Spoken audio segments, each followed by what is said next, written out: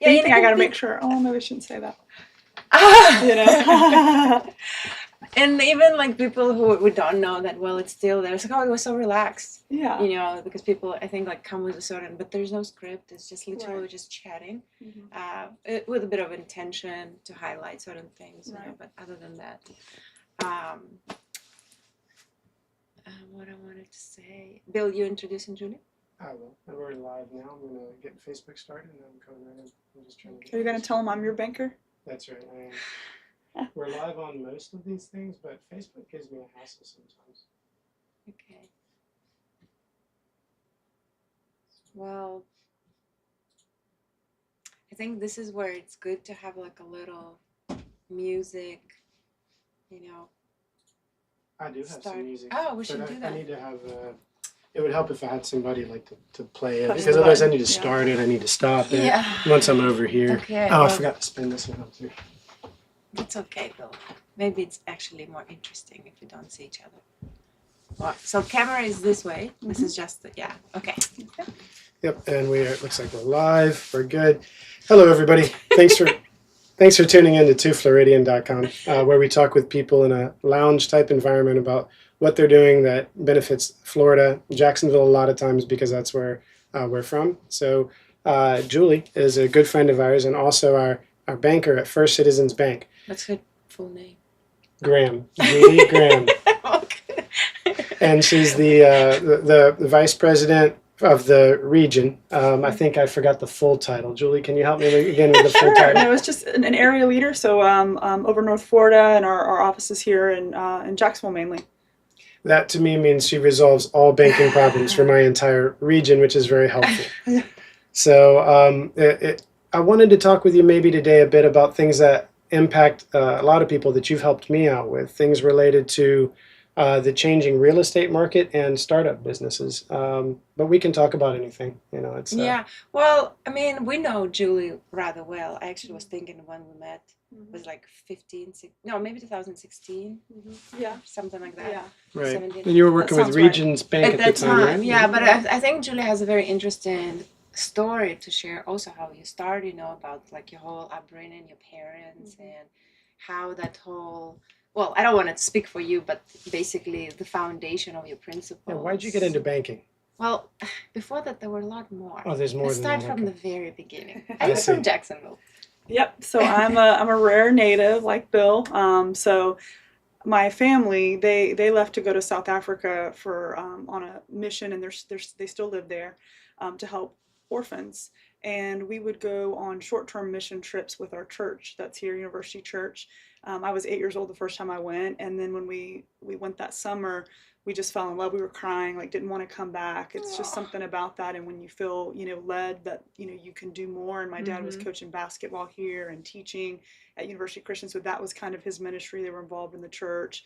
My mom worked for Florida Blue, and then they waited till I got out of high school to move over there, but they were already traveling a lot and raising funds, and my dad trying to research and figure out what's the best, most impactful way. A lot of people go over there and then they become a burden because they don't know what they're doing and then ask for government money.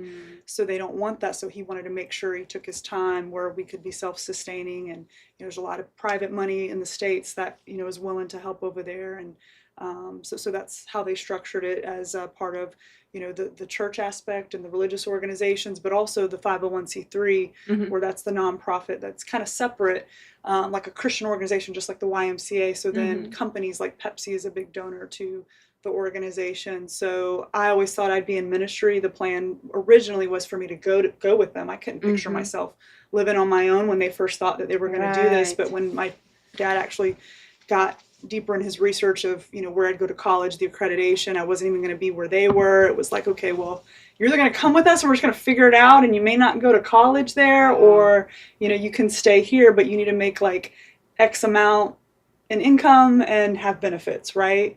So then I had to As a figure high that schooler? out. I had just graduated high school. Yep, so I had to figure that out, and I had worked at Target in high school, the Regency Target. And then also I did Mary Kay. So I kind of had a little bit of an entrepreneurial mindset. Like right when I Right. turned 18, you had to be 18. And I actually did pretty well. Like I bought my first cash car with my money and some other Yeah. things. So I kind of had that experience, just fun with like makeup and skincare. It's fun. So I put my resume on monster.com just with that, prayed. And then I had an interview with SunTrust was the bank that I interviewed for, and it was actually a younger manager. And I think if it would have been anybody else, I may not have gotten hired because I had just turned 19, no Mm-hmm. banking experience, but he didn't really care about that. Like he saw the potential and he was impressed by, the fact that I had built, my little business with Mary Yeah. Kay and I had people under me and I had inventory that I managed. And he was just fascinated by that and knew the potential. He's like, I can teach you the products and the banking, but you can sell and, you've got, Mm-hmm. this here. So I think he even asked my age in the interview, which now I know, like, he probably shouldn't have done that, but I think he was just, like he knew he was going to hire me, right? So that was my opportunity where they gave me the offer and then I made that amount. I had benefits. So then we said, okay, well, you're going to go work, for SunTrust, and then went to college full time while I worked for them. How is that possible? So you like work part time for the full No. time both? Yep. So I did school full time, worked full time. So I worked at an in store. You know how you see the banks inside Walmarts? So like there's like a bank there. So they Mm-hmm. have longer hours. They're open later, and then they're open on Saturdays. So of course they loved me because I was like, I'll work every Saturday. And then so I'd work 4 days during the week, open to close, because they'd close at like 7, I think. And then I'd work the Saturday, and he was flexible with me with my schedule. Like if I had an evening class on a Thursday, like I'd get off at 4. So really, really helped me do that. But it was hard. I had no social life, which is probably a good thing. I didn't have that college experience in my Yeah. early 20s, where maybe you're, I didn't have it either. I wanted it, but didn't have it. But now I yep, also think it's fine. yeah, Of things to miss out on life, it's better to get into the ones that are later. The early ones are not so good. exactly. So And yeah, and just how long? It's like 3 years, right? 4 years. Yep. 4 years. The Yep. So hardest doing this working for banker in the 4 years. business. Yeah, so I think the Gosh. work ethic, I did, that was a hard time. Like I did struggle a lot. My parents had just left. I couldn't even talk to them the first few months because they didn't even have like the internet and all that Mm-hmm. set up. So it was really hard, but I did grow up very quickly, and I'm better for it now. I kind of resented it for a little while. Mm-hmm. Here they are going to take care of kids, and like I'm still Right. kind of not Right. 100% here, but that's all been rectified where I know it was meant to be in the way that it happened, and I think I get a lot of grace from God because of that, and a little bit of Mm-hmm. favor, but you definitely develop that work ethic, and it helped me grow quicker into my career for sure. Did you have additional challenges as a woman in the South as well? Yes. There's times where I remember being a female in rooms with men, and the assertiveness is misread. Like we're all talking, I feel like on the same decibel. And we're just debating maybe, or Mm-hmm. I'm bringing up a point, and they kind of look at me. They're used to sweet Julie. I developed my thick skin over those years for sure. Where it's like, what's wrong with you? Are you okay today? Yeah. Like, no, I'm passionate about it, just Right. like you guys are. Mm-hmm. So just figuring that out, how to have the voice in the room, and be taken seriously. I think I learned some lessons young as a female. I would fight it at first with, I shouldn't have to think about the way, if I like the way I look or those sort of things, why should I have to tone it down? Why am I being monitored in this way? Like Mm-hmm. men don't have to deal with that. But if you're going in the room, you're in a service industry, you're working for a company, like you have to be aware of that. And it's hard to fight that battle. Like, let's not fight that battle. Let me just, be accommodating in that way and know how I'm perceived, and then let me not make that something that distracts from what I'm really trying to accomplish. Like that's not maybe the right battle. I want to be in the room and I want to be taken seriously, so I'm not going to fight that. I'd rather fight over here and not be misperceived. So there was some of that too. Underestimated for sure. I remember even still when I worked at Regions, I had an associate that worked for me, and he was a tall, like, older gentleman, and people would come in and they'd go to his desk and like ask for him, or because we'd greet people, right? Or when, he comes to the front, they'd kind of go to him, and he'd bring me in because I was the manager. And they would do a double take sometimes from certain types of individuals, like, you're not the manager, like in front of me. Like, and I'd be like, so a little bit of you is kind of like, but then the other part of it is I know that as a woman, like your you're recreating the association, right? So you're putting a dent in that stereotype where now he saw me and like we're going to talk, and he has a different concept of what a bank manager or the person that can actually do what he needs done looks like, right? Mhm. So that's fine. I'm happy that I'm, in this part of the generation than, women 30, 40 years ago was completely different. That's so much harder. So, sometimes, we do have that. And I still get it sometimes to this day. I think, a little bit of a reaction that you see or comments that are made, but I feel like it's less so now. With the posture maybe of the position or when you're brought in the room, but definitely dealing with the general population and what we call the retail world of being client facing in the branch. I did have some of that, but I will say overall my experience was very pleasant. I did have a lot of mentors, a lot of people who looked out for me, protected me, prepared me for things, had conversations, made me aware of certain leaders within the community that have a reputation. Like, hey, my recommendation is don't be alone in a room, with this individual, or certain clients that you have. We kind of know about them. Or when when you come into a bank, you get a book. And then there's their business owners. So I did have one of my associates that you remember, probably Amy, at Region. She had been there 20 years, so she sat with me in the book and she gave me the rundown of all, like, don't go by yourself on that appointment, right? Like, so you bring somebody with you.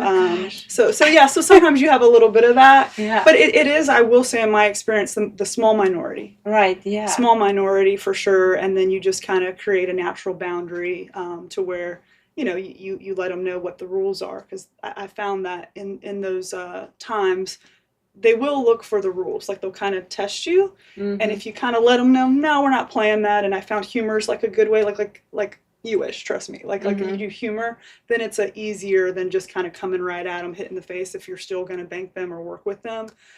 So, would be easier not to deal with it, but, it exists. I think 10 to 20 years from now, that book is going to be viewed like the Green Book that they used to give Black people when they would come, and they'd be like, here's the places you can go and what to avoid.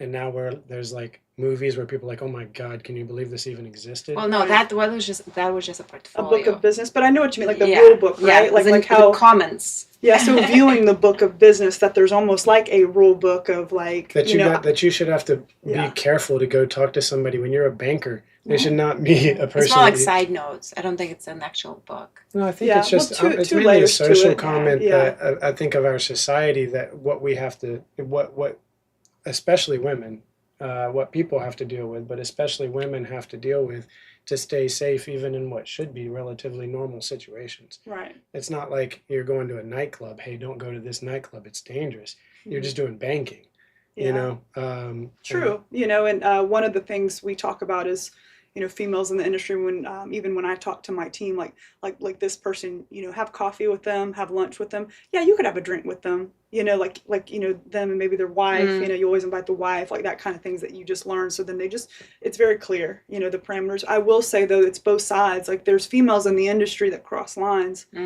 as well. So like there's a reason why that is still being done, because it's still existing.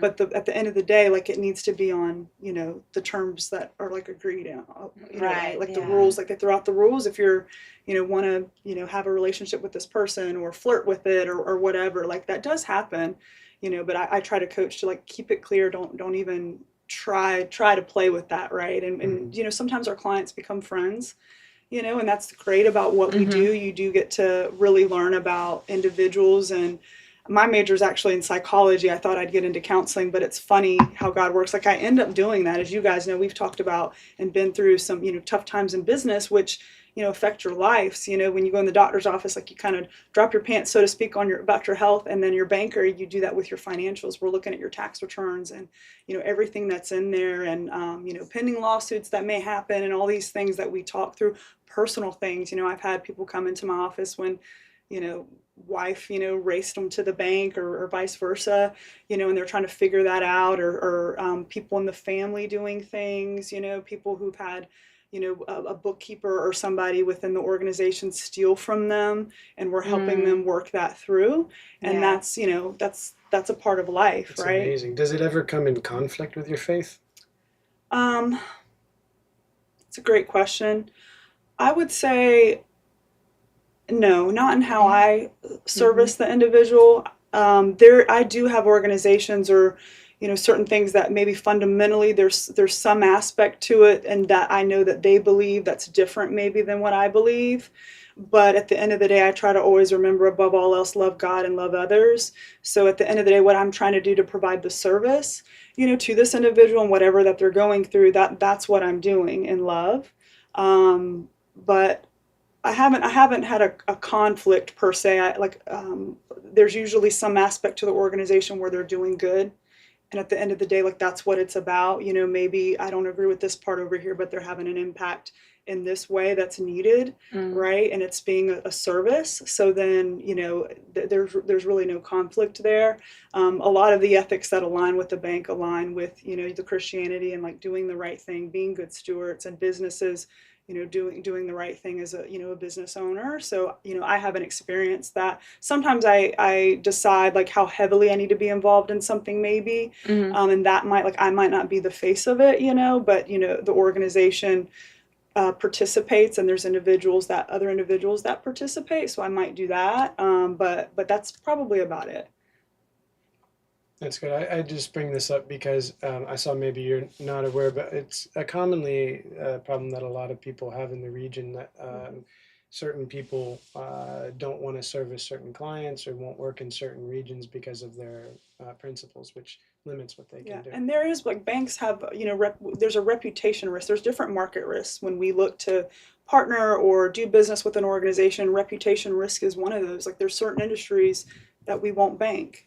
And then that's every bank has that. Some of it's is how the government views it, right? If it's regulated, is it considered illegal, like those kinds of things. Like, for instance, hemp is a big thing now, where now it's becoming legal in certain aspects. So, like, we're one of the forefront leaders in hemp. It makes sense for us with, we're one of the largest banks that deal with like medical and the forefront of that, but also agriculture. So it kind of goes hand in hand. But of course, we follow along with that. The rules of the government. We built out our program where we can meet the requirements that the government places. If you do bank a hemp company, we built that out to where we monitor it and we say, yes, like, we are fulfilling those, and we're making sure this business is doing it in this way. So so a lot of that aligns with how the government views it, but then also a reputation risk for certain industries that may not have a favorable Like, you don't, light. First Citizens doesn't bank pornography, if I understand correctly, right? Correct. Yeah, most banks don't. Right. Yeah. But I mean, it's legal. It's an That's industry. so extreme.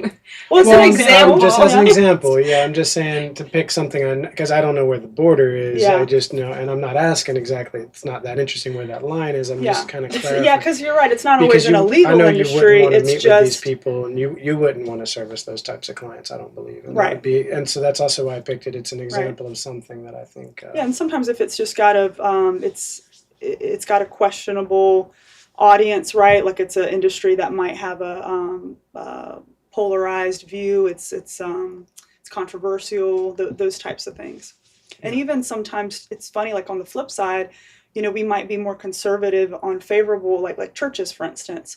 We're actually, banks are a little more conservative, because the last thing you want to do is foreclose on a church. And you know what I mean? Like, you don't, right? So sometimes it's that side too. So there's different aspects on the business sector, whereas consumer, it's a little more black and white. The credit score is this. There's fair lending regulations that are a little bit more strict in that realm, whereas business, there's other layers to it that might just be industry specific, market specific, or whatever the political economic climate is. So, so you started in banking, as I understand, because you needed something that worked in line with what you wanted to stay here, so that you could continue to grow. What was the, I'd say, the greater goal, the greater motivation? I know we've talked about it privately, but it fits, I think, in the context of this conversation, and to share with Alexandra. Sure. So I did look at it as just an interim career, right? As I was going to school at UNF, and I started out as a business major, but then I took a psych course, and then I switched. I felt like counseling would have been my forte, and I always kind of found myself giving counsel just to friends and getting complimented on the inside and those sort of things. And then when I actually studied it, was very interested in it. So I thought that's what I would lean into. But God, they say you make a plan and like God laughs. So I actually took my GRE and was going into grad school for the counseling program. But literally during my orientation, well, actually, it was before that, I got the email saying, oh, we accepted you, but we're doing away with the counseling psych. You can do clinical. And that's not really what I wanted to do. So then I thought, well, maybe, industrial organizational psychology also appeals to me, and I'm in business. So I thought, well, maybe I'll do that, but UNF doesn't have that program, but you can kind of get your MBA in HR or marketing and then steer it. Well, then when I get to orientation, they literally had the same page of the website pulled up that I looked at, and they said, oh, by the way, we're doing away with our HR and marketing this year. And I'm like, what? So I'm like, okay, I'll just start my MBA without a focus. But then I got promoted at the bank that I was with, where I had to travel. And you're kind of like a mini ops auditor position. So I'd literally get called the night before and be like, hey, we need you to be down in Port Orange for a week. We need you to be in Orlando for several days. And UNF at the time didn't really have a hybrid graduate program.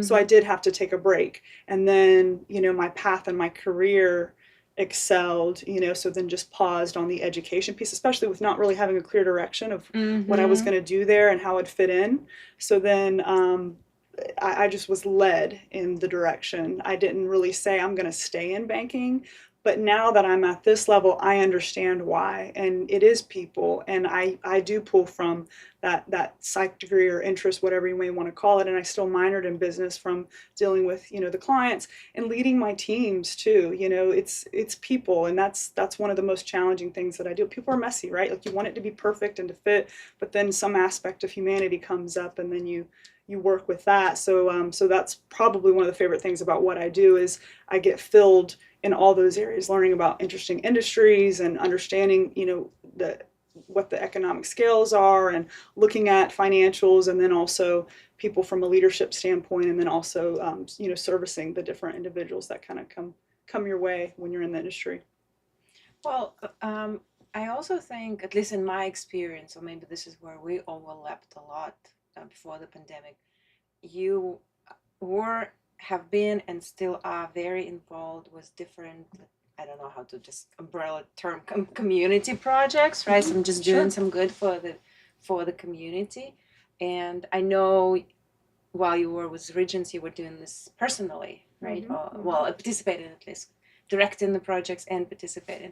So how is it unfolding? I know that you're on a much higher rank right now. So tell us a little bit about that, because I feel like it's one of the most appealing, also to me, as I perceive it, aspects of this whole industry, right? Not just people you work directly with as clients, or your staff, or your employees, your colleagues, but also the outreach you have access to through the organization, through the bank.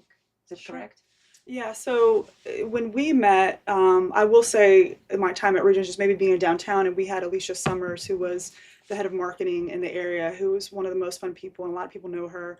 Had some of the most fun of my career. We kind of pushed boundaries in some of the things that we did. I know we did the fashion show for Art Walk in the lobby, and had a bartender from Manifest that came and was bartending behind the teller line. Yes. So we I've did never seen that in a bank before, ever. Yeah. So we've done we got to do a lot of fun things that I really, one of Regents, part of their mission is enjoy life, which is fun. They have the fun bicycle, so it's that fun culture that they make sure that is a part of their brand. And we definitely had a lot of fun. And I think it was the right fit for me and where I was with my career, is I was looking for a lot of fun and enjoyment and what to be involved with during that time. And we got to do a lot of things that Regents was already a part of. They were very involved in the arts community from when Marty Lanahan was leading that market, and we carried that on.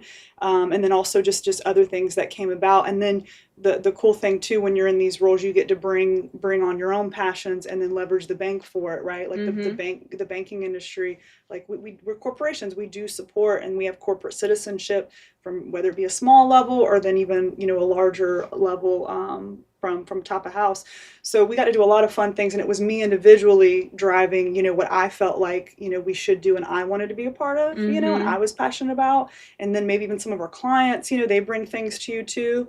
And then now at First Citizens, it's a little bit different, because I'm actually taking a step back from my own individual passions. Like we still have that, but it's my team, right? So I brought on some new associates. We've got a couple new, a commercial banker and a leader of our lenders that's going to be coming on board, and it's finding out what they're passionate about. Like he's on the board for the Women's Center, right? I've done some education there, but we haven't been like super involved. So then, we'll be able to do that. Our area executive, he is just joined the board of Hubbard House. So I mean, that's a great organization that I haven't really been heavily involved with, but we will now. We have a commercial banker that's involved in Crew. It's women that deal with commercial real estate. That's a really fun organization. We also have a lot of industry specific efforts. We're involved in the Clay Dental Society. There's a Veterans Association. I have an associate getting involved with the Manufacturers Association, where there's a lot of community involvement within an industry, because our focus is business and commercial clients. And then we have like one of my associates, he's really involved with the Hispanic Chamber. I had an ask to come be involved, but I thought he would be the better fit. So it's bringing, my expertise and my passions maybe to my team now, which is really cool, because my span of influence is bigger. My world expands as their worlds expand as a leader. So sometimes I do miss it, that I'm not in the forefront, but I think as a leader, that's what you do. Instead of like, shining it on you figure out what your team's passionate about and let me help you do that. Or if you don't have a passion, I know about these things if you want to get involved. So it does change over time. One of the niches that, I have to coach through when we bring people on board is there's certain passions you do out of your heart, like that's your give back. There's a time and a space for that we all have to, but it can't all be that way. Right. We do have to be intentional a little bit. So we do some of that, and then some of it's a bit strategic. So former bank life, it was what we call retail, where it's really consumer, some business, right? We're in for Citizens, and the way our model is, it's very it's a little bit more surgical in our approach to market, like kind of like how you say you don't advertise, right? Because you get calls from things you can't do or don't want to do, right? That's kind of where we're at with First Citizens. We're we're the best option for the industries that we do bank and what we're looking for, but that's not necessarily everything that's out there. So then there's some things I had to roll off of, like not the right fit anymore, right? So then that evolves a little bit as well, and some of the things that we're involved in that you really just grow. You do your time, right? Like I did my time with certain organizations. We both did Fashion Group for a season and did fun things there, and then you roll off, you let somebody else come in and take that on and have that experience, take it maybe to another level, and then you find something new where you can have an impact. So it's definitely greater now. It's just I might not be the one with the face of it out front. It's a team member that I'm trying to help support. The example of how you balance that has benefited me. Since we've been friends, it's been influential in encouraging me to try to find a similar balance. I think it's very commendable how you're able to do that, because it's easy to get caught up in something. And before you know it, you're in a bubble, and now you're just in a bubble rolling down a hill, and Right. And it's nice that you diversify, and through these diverse interests that you have, and through your ability to find ways to accomplish I'd say your deeper goals, your spiritual goals, through a path that you didn't originally plan, is quite exemplary, and I appreciate that. It's taught me something. Thank you guys. Absolutely. And another favorite thing about being in this industry is I'm the biggest fan of my clients. Like when I got that call from you, I was so excited. Where are you at? What bank? I'm coming. Well, don't close the account yet. Like let me help you, right? And like it's amazing what you do. I still don't understand half the stuff that comes out of your mouth, right? Like, but I understand enough to know what you do, and I'm a big fan of all the industries out there that just help make our world a better place, help make us able to function. IT is my weakness. Like I have to call the help desk for everything. So we need that, and that fact that I get to help individuals who I think are much smarter than me and brilliant or more creative, right? Like I'm not an entrepreneur, but I get to help those that I'm the fans of is really fun. It's an unbelievable confidence and a benefit to business that I have to have the knowledge that my banker is there for my benefit, because I grew up and had a universal experience that was the opposite of that. I grew up being wary of bankers, lawyers, politicians. Now I've reached the age that some of my friends are bankers, lawyers, politicians, and I know them, and the people that I know are not this way. So there's always a better approach. No job is categorically good or bad. That can't be. Right. But I'm glad that there's people like you redefining the paradigms in the industry.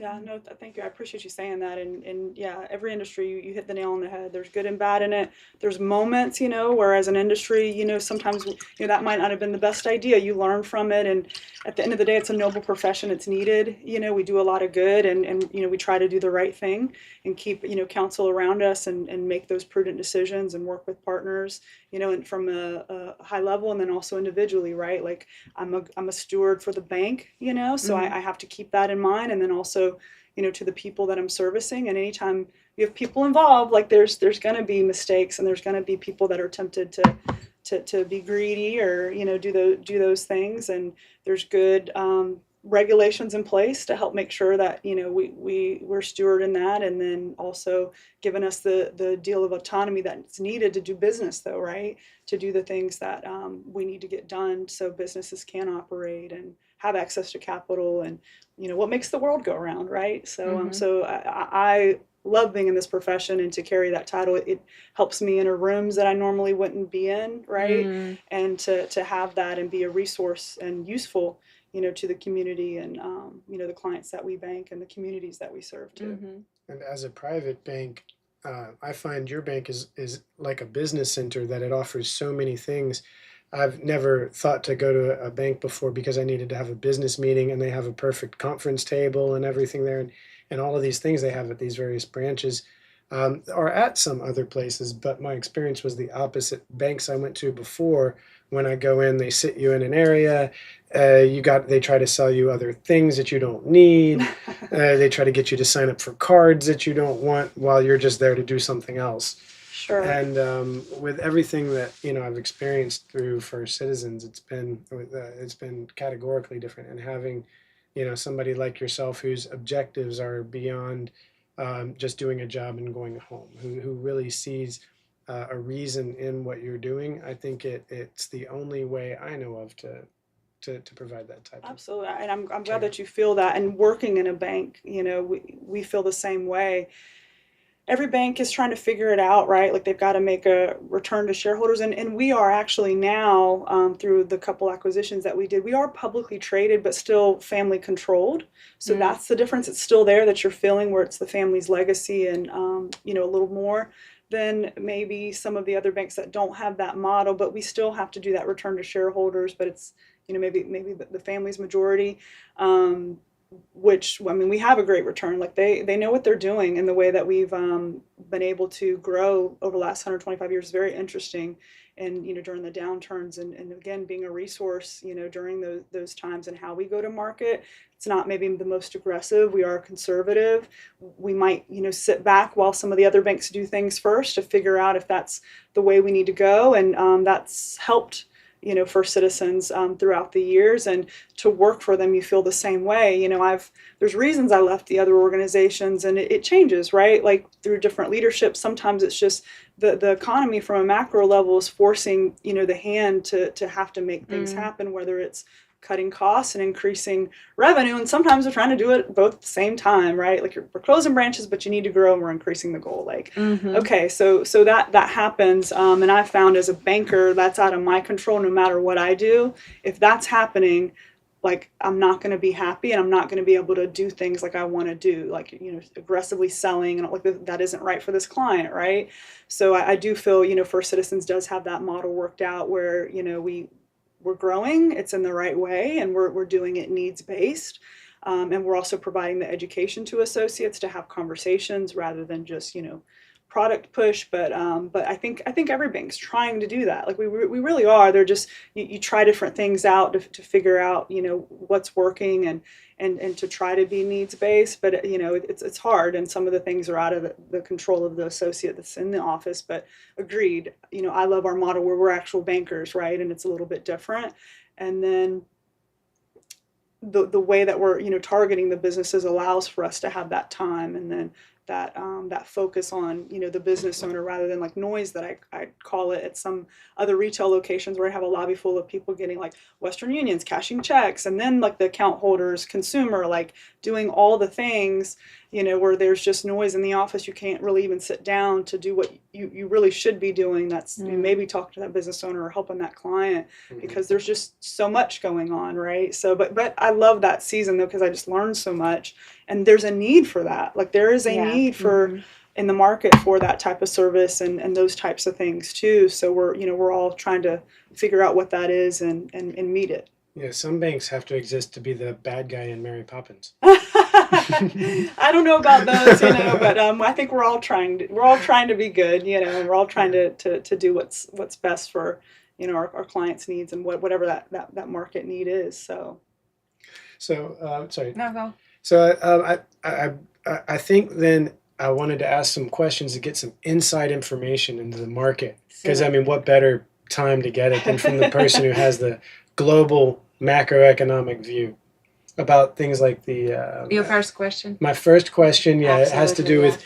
I see things online when I in my Google feed, I notice back-to-back stories that say that the market in Florida is the hottest ever. Everybody's buying properties at an increasing real rate. estate market? Real estate market, yeah. Also commercial businesses, but that everything is that the properties and everything is selling like hotcakes, and the values are going up, and everybody says it's harder and harder to find a place, and the rent's higher. And then I also see studies that say, and articles that say there's too much inventory, the market's going to go down, everything is overpriced. They can't both be true. Sure. Yeah. No.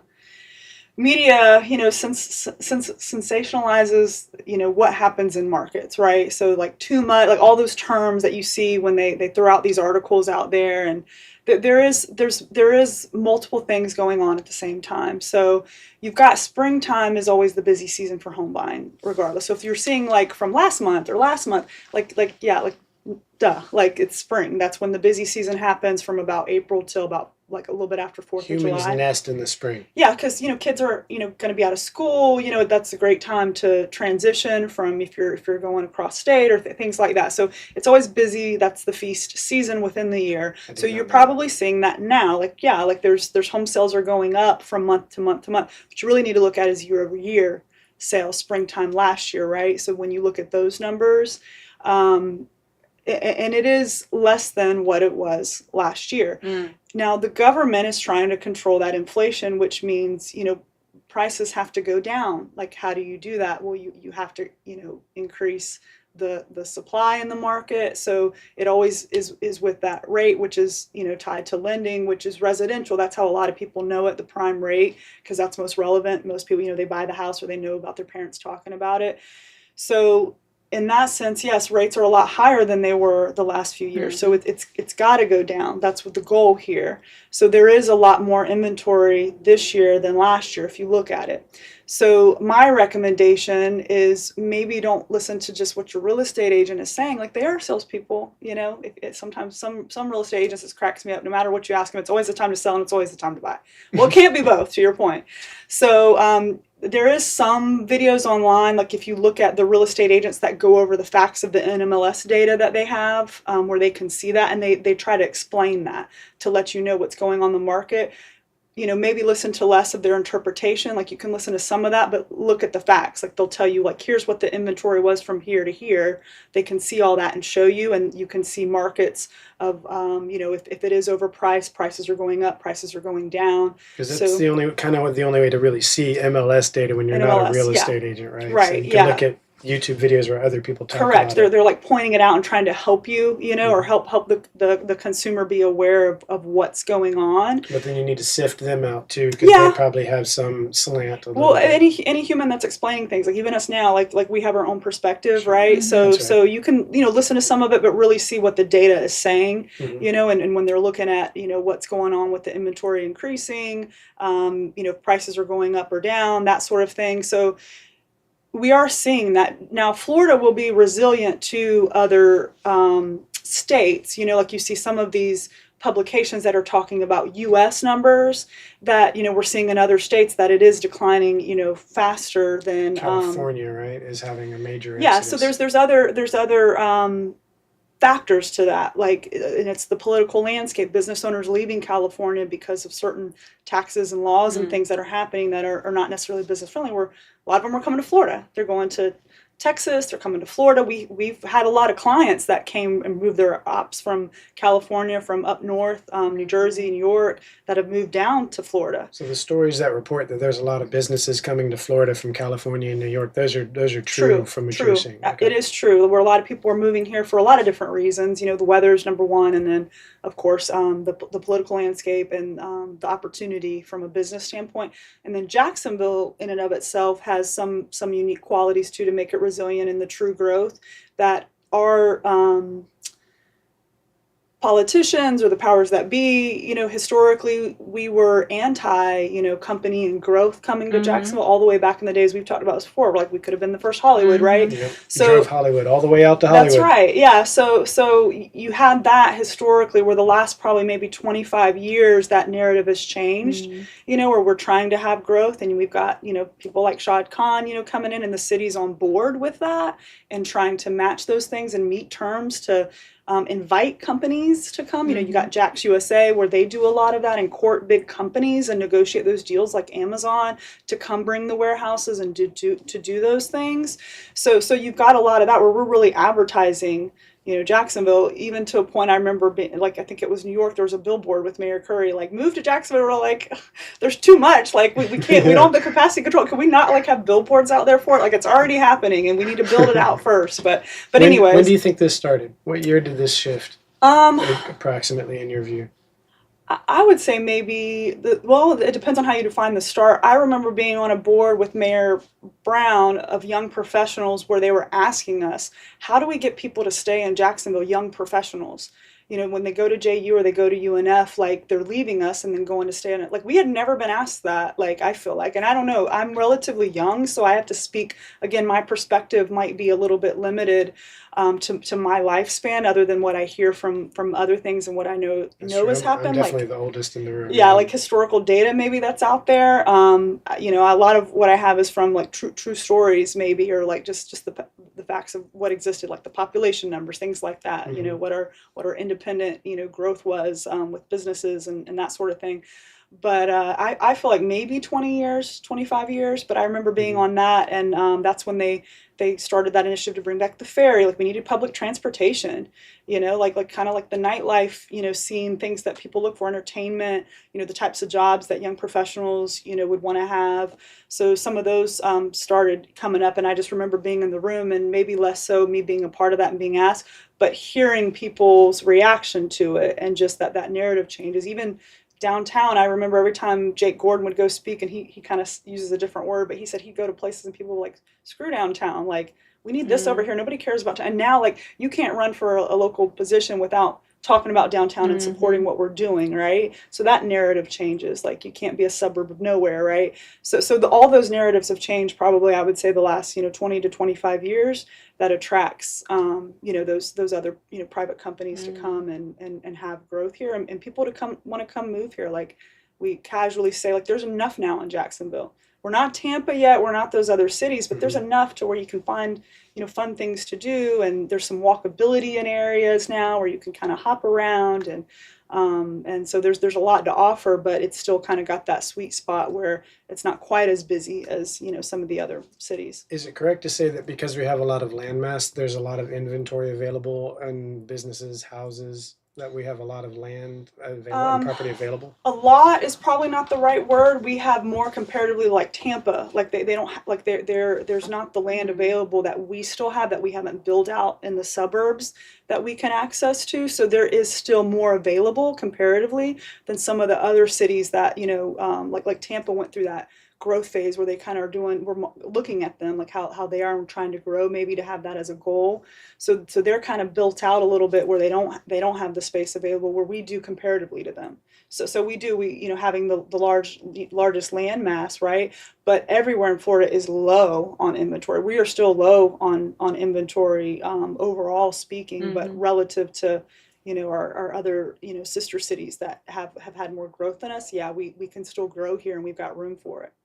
Is it correct to say, as I have been known to say, that Jacksonville is still the best place, in your view as well, that it's the best place if somebody was moving for a business or to start to purchase properties, anything related to real estate or related to any relevant businesses that we have in the area, that it's still better than other options in Florida? Um, I, I'd hate to say it kind of overarching because it depends on the industry you're in. Depends, that's right. Right, I mean, very the generally. like the competitive landscape of what you're trying to do, what your goal is. If you have a family, I'd say maybe so. Like it's a great community in that way.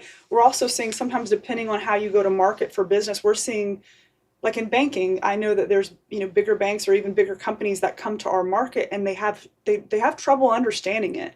We're very grassroots. Like we have I think we're one of the cities with like the largest number of nonprofits. Like we're they say we're a small town trying to be a big city. We're very relationship driven, where you kind of just can't throw a brand here and people don't do business on brand recognition. There's just some dynamics there. You have to have grassroots on the ground. Like if you think of, how you came to, like we knew each other, right? Like people still move in that way in Jacksonville.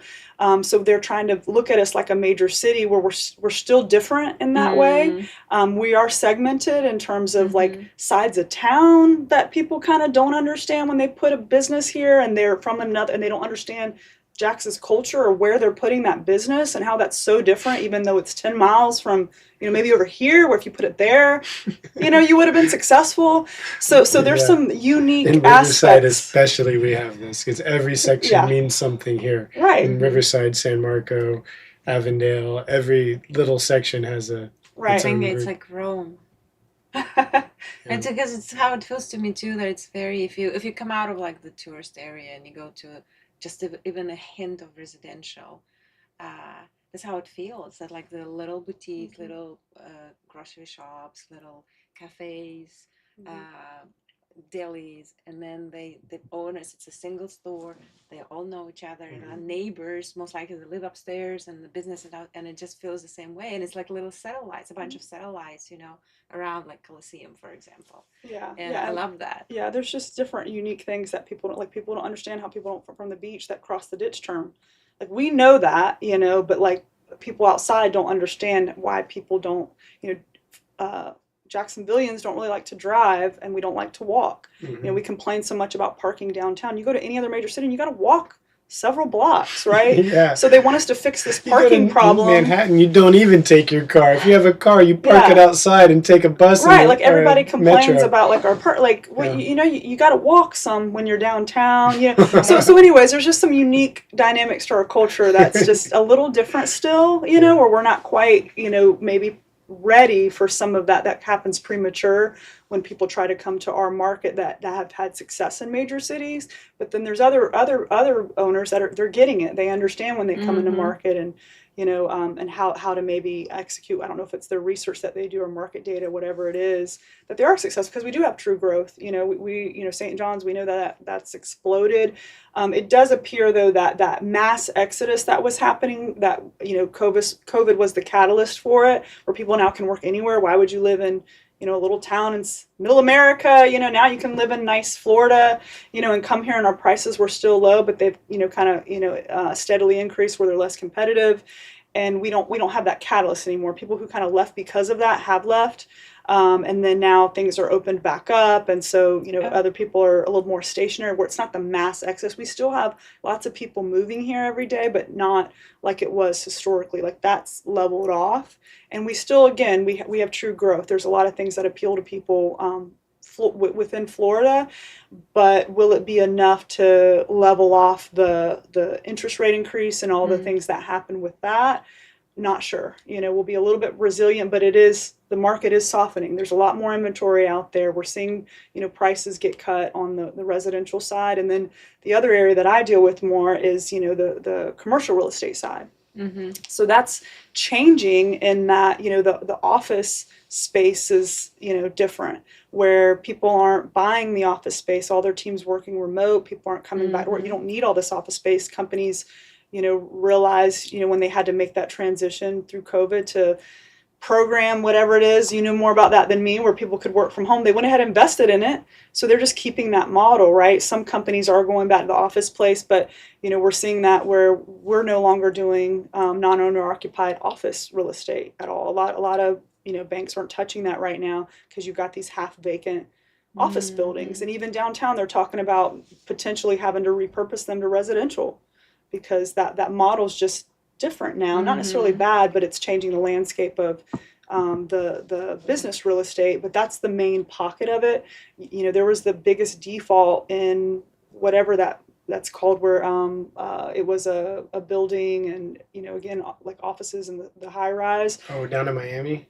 Yeah, That like it was big one of the building biggest that they default built? or Yeah, something. Yeah, I saw can't that remember in which the one it was. news. Yeah, like, but They that's built the true. entire high rise and it was primarily to target crypto people. And they wanted to get all these new crypto mining people and crypto service people. Oh gosh. And then, of course, then the pandemic came, and these are all IT people. Yeah. Oh yeah. They're not going into an office anyway. You've got some of that, right? Like bad timing on the build, but what I'm talking about is existing structures. Where usually that's more normally stable. just turn into something else. Yeah, and then you've call it got, something else and there's sell a lot of them are on 5-year, terms where it balloons at the end of the 5 years, and then now rates are so much higher on that scale of a building, and then it's like less than 50% occupied. You can't you can't make the payment right now. So there, some of that's happening that we haven't really seen. So that's interesting to see, but. We have to see kind of how that plays glad out. I didn't buy a bunch of commercial real estate before the pandemic. I thought about it. I'm so glad I did not. I remember looking at. I was like, Yeah, and it depends, right? like we're saying, like commercial real estate, and with what we do, we're relatively conservative, anyways. Like we're doing good, and we had the president of the Atlanta Fed come and speak and talk a little more about this, where we know that this is going to change and this has to happen to fight inflation, and they're talking with the banks to make sure we can withstand the things that might happen that challenge the book, and the debt and things like that, because that's going to be a part of what they're needing to do. Yeah, that's all great insights. Yeah. So you have a question? No, I was just wondering what's the plan? What are they planning to? How are they going to remedy, or at least like? Yeah, well, I think he had said that this is the first measure they did, where every aspect that they measure prices of different things, and that every one of them, I believe, had gone down slightly. So they hadn't seen it, like it still hadn't moved, and then now recently. It takes time. It takes so much time for this to happen. So even they were expecting, everybody was, again, news predicting the recession or whatever, like a year. No, like people have to run up the debt first. As soon as they lose income, that takes time to do that because the market was so inflated. But then they run up debt, like you see the credit card, which you're seeing articles about that. Again, check your source, but people will run up debt first to pay things. So then that takes time, and then it takes time for that to default, right? And then there's programs out there to delay your payment due. So they're trying to make it work until it actually, hits. So it's just so delayed to see it, and we're just now starting to see, the market, soften in real estate specifically. So, so as usual, a little bit of all of those stories have an element of truth, but in reality, if you're ready to do something in Florida, now's a good time, and Jacksonville's a good place, probably. But do your homework. Yeah, do your homework. Back to real estate, there's a few other things I didn't touch on happening is, a lot of the houses that were bought, weren't bought by individuals. Some were. People moved here, they're bought by, we talk about BlackRock and just everything. Now there's regulation where they can't do that anymore. Lenders, investors, institutional right. investors. So like they, are buying up housing markets, and then it's affecting prices and pushing out people who want to actually buy and live in the home. Yeah. So now there's regulation against that, where like, that can't happen in the same way. But the other thing that's happening is those investors are now reading the time, like they're putting them up on the market to sell it. Either they're renting out or they're selling it. So all those are up where they were buying them, now they're putting them up to sell it. So that's affecting more inventory, right? Everybody, all those investors that, bought homes, and then there's less buyers that are able to come in the market to get, the financing to come and the affordability to buy homes. My generation isn't buying the homes, right? They can't afford it. So then you don't have the demand from people that are just traditional buyers being able to come in the market. They're pushed out because of that interest rate increase that they can't afford it, can't get approved. So you've got less buyers as well. So you've got those things, those things happening simultaneously. But if you need to buy, if you need to move and you're going to live in the home, that's what you need to do. But, if you're going to just buy it now to invest, not sure that it's the best time, if you look at, what the market's doing, but, that's the decision. I can't counsel on that necessarily.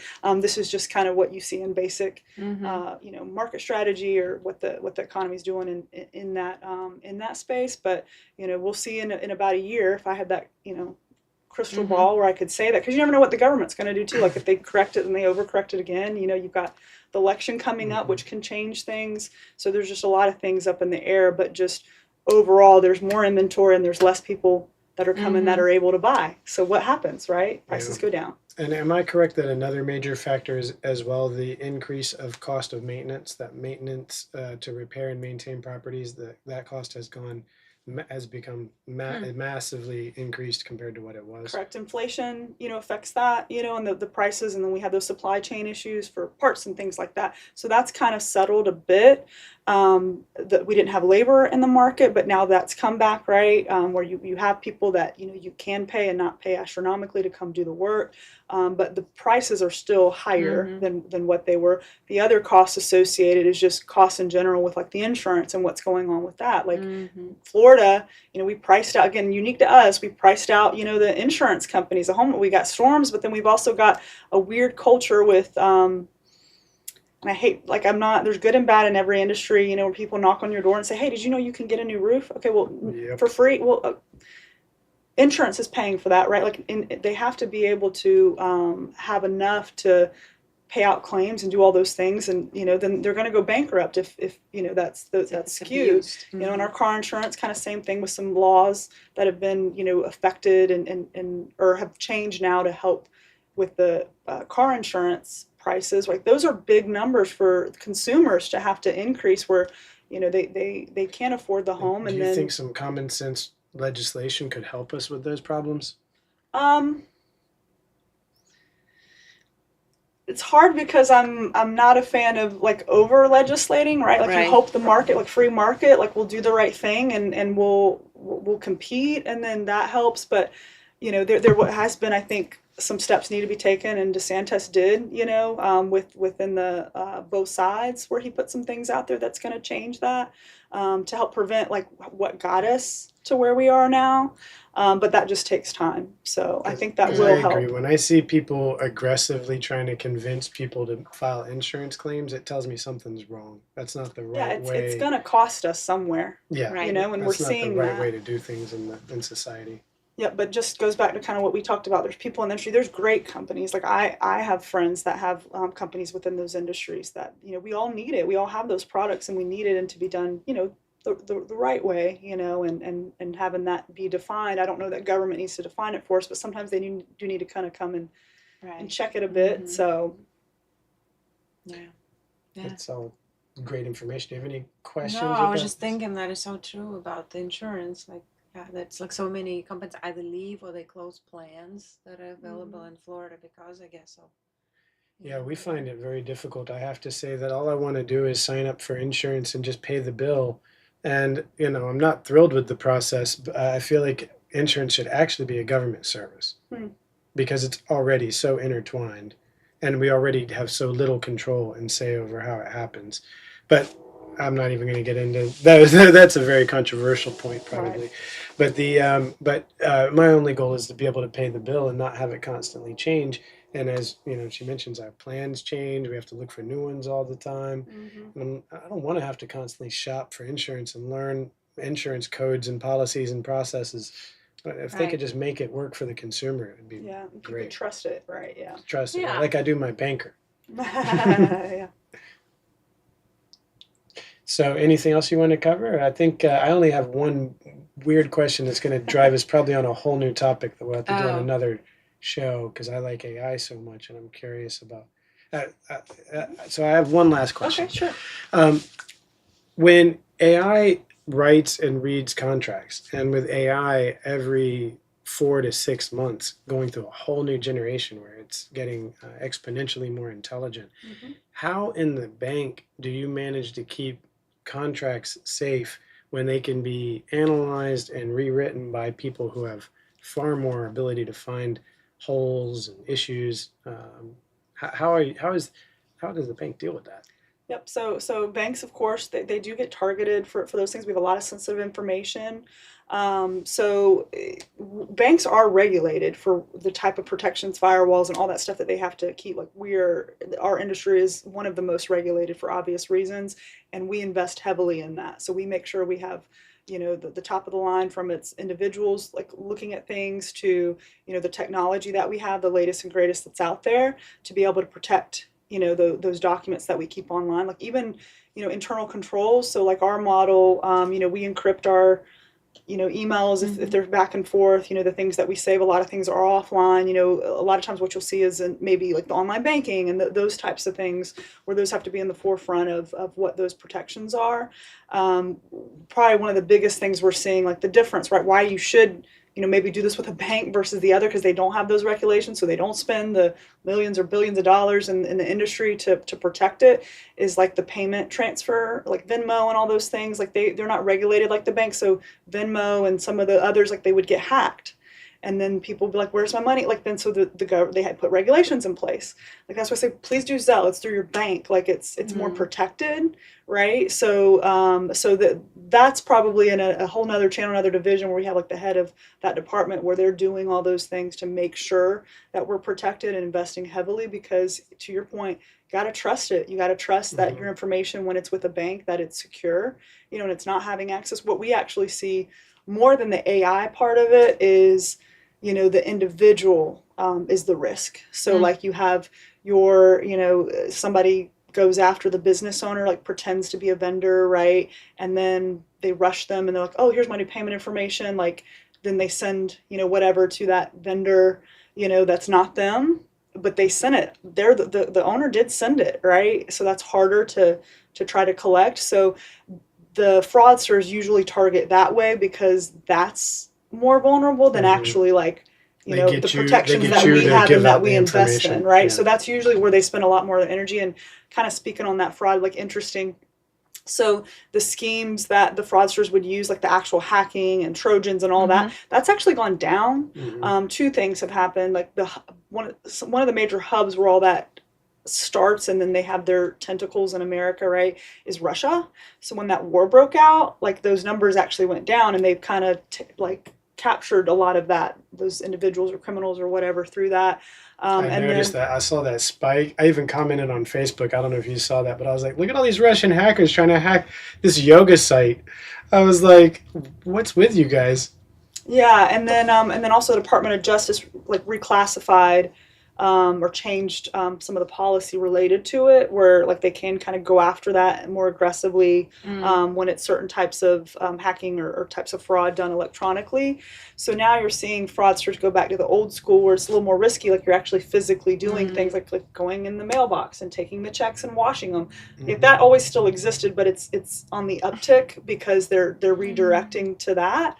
So that's actually where a lot of the fraud is, happening, because, that's not, if it's in somebody's mailbox and like you paid somebody and you mailed the check and they don't have a lock on the mailbox and somebody goes through, like that's out of your control. That's out of the bank's control. It's just, we have, products in place that help you protect that, and, you can choose what checks get paid and all that kind of stuff. So we have things in place that can help protect, but that's actually what they're doing more of is, the getting to the individual that can actually make the payment and pretending to be a vendor, copying a vendor, or calling a client and saying, like, I don't know, they just, there's a lot of things out there that's to do with the individual more so than actual online to try to hack, because they do have trouble getting in those systems. We used to have a token that was online, so like you log in, there was like a code and then you had your token, but it's all online.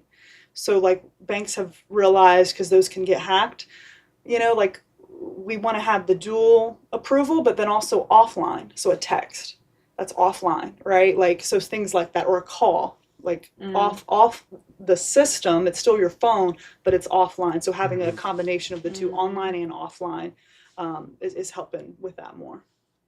So if you're concerned about your banking, check with your banker, because they have various products and they're all teched up. They're heavily invested in all the the tech. They got all the AIs. That's right. Yeah. Well, we're seeing more kind of like on our side, like how like tapping into AI and using it is, a lot of the analysts, right? Like analyst positions, like it'll be curious to see what happens there. The data analysts that work within banks and things like that. I think that's, something that AI is starting able to do. I think about back in the day when you had actually physical computers, like positions that were computers, and then now you don't have that. You have an actual computer, like, a system. So that's one of the things we're seeing, maybe within the industry in the future is analyzing the data that the AI can do that. I think about people using AI to rapidly change contracts.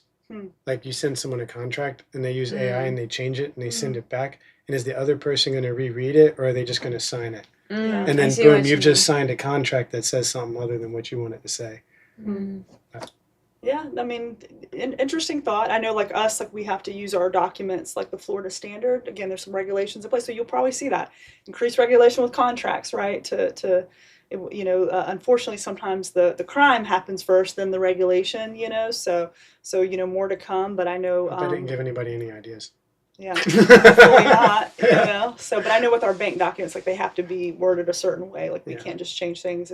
Usually it's the client, they want, specific a term or something's modified in the bank documents. Like an attorney has to be involved, and there's a process for that. But for businesses, that are dealing, different types of contracts day to day, definitely something they should think about. At the end of the day, like you're accountable for it and reading through it and if you sign understanding stuff you it. don't read, it's a problem. And then it goes back to trust too. Like I know you've come in the bank, like where do I sign? And us as because I individuals, trust you guys, right? I totally just sign the stuff. Right, like us as me. individuals, like to be able to have that trust, because with the individual that you're doing business with, sometimes that's hard, and that's the people aspect of it too. I'm not that way with vendors, as you know, since I have an account that we set up particularly to keep an eye on them. No, with vendors, anything that gets sent, I'm like, what's this? I'm always with Alexander. What's this? People are like, I'm paying you money. I'm like suspicious immediately. Why is this person paying me money? Yeah, you should know where it's coming from, what it's what's coming in, what's going out, and why, right? Yeah, for sure. So thank you, Julie, for sharing. A lot of this information I think is really helpful for people purchasing homes, starting businesses. I know it's been a great help for me personally, and I'm glad we're able to share it with others. Just sharing your inspiring story. Oh, thank you. Yeah, you guys inspire me too, and I love everything that you guys are doing, and even like this podcast and get information out there. Like that's awesome, right? So I'm happy to help and then continue doing fun things with you guys. So we'll continue the conversation then off camera. We'll say thank you guys for tuning in. Thanks for coming by. Check out First Citizens. Julie Graham is there, but you're going to probably talk to somebody else at your local branch. So check out First Citizens Bank if it's you want to have a bank that is out there for you as a banking consumer and looking out for your interest. Then I highly recommend them. Hope you all have a great day, and we'll see you next time. Thank you, Julie. Thanks, Julie. Bye.